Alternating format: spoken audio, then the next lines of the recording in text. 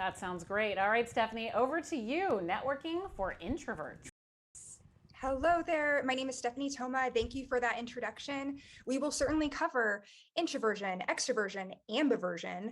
These are all terms you likely fall into one of these buckets. And no matter where you are on the spectrum, you are going to get something from this because if you are an extrovert, you are going to better understand introverts. If you are an introvert, you're going to better understand yourself.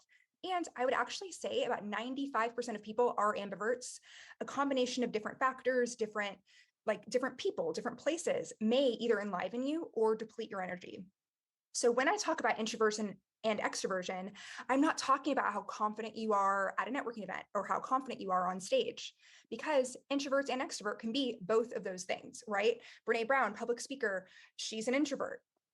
Taylor Swift, she's on stages a lot too, right? Pretty introverted as well, right? So I do view introversion as where you get your energy. People that are, let's say, creating things. If you spend a lot of time, let's say, writing music, if you are an avid reader, some of these things can actually feel quite exciting, comfortable, enlivening, and allows you to have more energy to devote to, let's say, going to a meeting or being at an event. So we're going to talk about energy management right now. So when it comes to energy management, one pro tip I have for you, it's called having a solitude sandwich. So before I define it, I'm going to share a short story where I was once giving my workshop Networking for Introverts. So as you probably know, this story came into the workshop a little later. You're getting the quick version. Someone asked me at the end, "Hey, so I'm curious why you gave a presentation on introversion when you are so obviously extroverted." Okay, so when I received that question, I decided to answer it with another question. And I asked, "Okay, so what do you think I was doing before this workshop?" And he said, "Well, I don't know. Were you at dinner with friends?" And I was like, "Nope, I was actually in the waiting room reading for about an hour." And then I asked, "What do you think I'll be doing after this workshop?"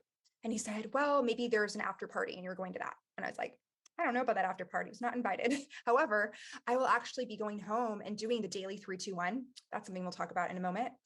And what I'm illustrating here is what I like to call a solitude sandwich. And you need to have this, especially if your precious energy runs out upon occasion and you hit that wall where you're like, "I've got to go now." There is no more energy left. You can't even have a smile across your lips. You're like, "Nope, I'm done. Goodbye. I don't care if this comes off as being rude or whatever." The energy is not there. So to keep you from getting to that place, what I want you to do is have two segments of solitude sandwiching your activity. So your activity could be doing something like giving a presentation, going to an event. It could be a social event, it could be a networking event. And let's make this interactive as well. Feel free, because we are live, if you want to go ahead and write in the chat. I will be reading these things. Okay, people are shocked to know that I'm an introvert. For every extrovert activity, I am alone for 10 hours prior to that. Yes. So Anka, you understand the concept of a solitude sandwich, and the people who are, let's say, confident introverts, social introverts, an introverted people person, whatever you want to call it, introverted extrovert, people use these terms. And sometimes, oftentimes, these people have mastered their energy. So I want to encourage you to try that if you haven't already. And let's say that you want to go ahead and maximize your energy. What do you do? Let's say that you have an hour before an event. So for example, I was reading in that one story, and what you can do is something called the daily 3-2-1. So this is something that I formulated to really get the most out of an hour so that you're able to show up fully. This can also actually help you sleep and calm down if you have any nervous energy before bed, because having anxiety is not, it can sometimes be correlated with introversion, but it's not caused by introversion. That's if you're not managing your energy correctly. So the daily 3-2-1 is composed of 30 minutes of reading, 20 minutes of writing, and 10 minutes of meditation. So I'd like to know in the chat, do you currently do any of these daily practices? I'm actually encouraging that you do them every day, all three. So 30 minutes of reading, it allows you to kind of absorb information. So hopefully this is a book where you're learning something. Maybe you're feeling good about what you're reading.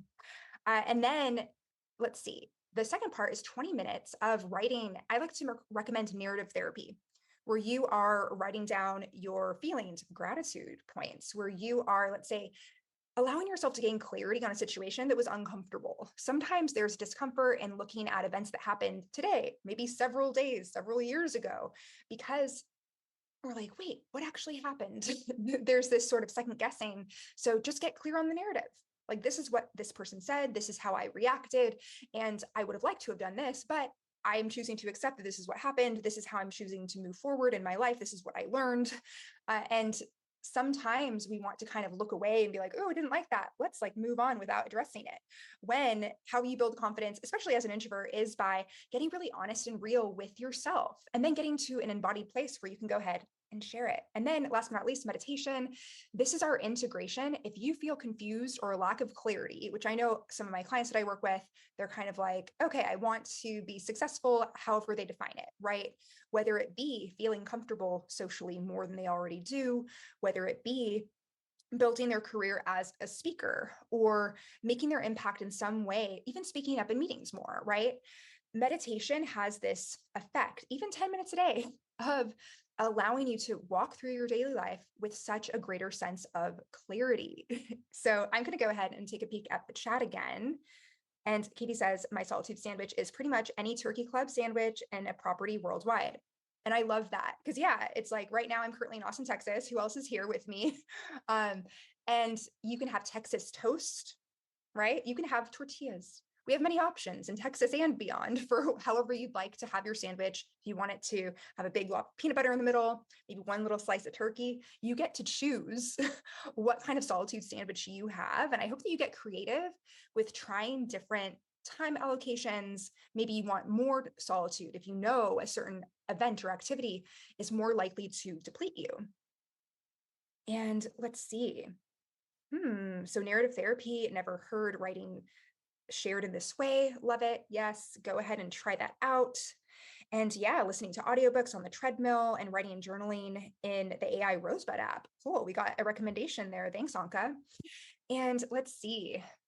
And yeah, if you have any questions, go ahead and ask them. I'm just going to be letting you know some of my best practices based on different research and things that I've done. So let me see. In addition to a solitude sandwich, I would like to encourage you to, this is very tactical, go to at least one event. It can be social, it can be business, per week. So if you're not already doing this, that's like about 50 in a year. And if you make one aligned connection at each event, it's not about working the room and talking to dozens of people where all you know is their name and you have their business card, but you know no context about them. That's not actually a valuable connection. The idea is, and I know many introverts, let me know in the chat if you agree with this, that you actually prefer going deep and having a conversation that's meaningful, where even if it is a noisy environment and you're like, oh, don't love this, like it's really bright and noisy, like let's get out of here ASAP. Sometimes when you're really sort of clicking with someone and like, oh, this is a great conversation, everything else kind of is blocked out for a moment and you get to be present. And these are the connections that are actually mutually valuable, either immediately or down the line. So a quick story here is I went to an event, and I also encourage you, go to things that interest you. If you're in a current industry, whether you love it or not, go to things where maybe you're the only person at that event. That, you know, it could be a meetup for people that work in tech. You don't work in tech, but you're like, oh, I'm curious, let's check it out. Just have a curious mindset. And you just really never know. So when it comes to networking strategy, my strategy is planting seeds and being intuitively led, in addition to more concrete strategies that are really specific on the person. That's why I'm giving you kind of the higher level, broad thing, because I do think that we build confidence by attuning to what we feel is intrinsically right for us to move forward and try or do. So the short story is, I'm a runner. Anyone else a runner for fun or something that you don't like, whatever, if you do it. So I went to this event before I was an author, and it was the book launch of a runner. They wrote a book, and I ended up meeting this woman who was also a runner. She was also in user research. At this point in time, I was not working in user research. Anyway, we met at the snack table and we ended up exchanging information, connecting on LinkedIn. Years later, I ended up working in user research, and she ended up contracting me for a role that actually paid 10 times as much as I was getting paid at that time. So it's like, hey, a few different learnings there, right? It's like, know your worth, learn your worth, and you know what? Connect with people. And you never know how that's going to really broaden and brighten your future. So now that we have 30 seconds, I hope you got so much value out of this. And there are certainly more tips that you can learn in my book, Confident Introvert. It's on Amazon if you want to check that out. I'm on Instagram at Stephanie M. Toma, not Thomas. There's no S at the end.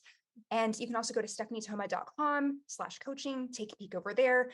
And yeah, wishing you a beautifully connected day. And thank you so much, Itchy, for having me on here. Woohoo.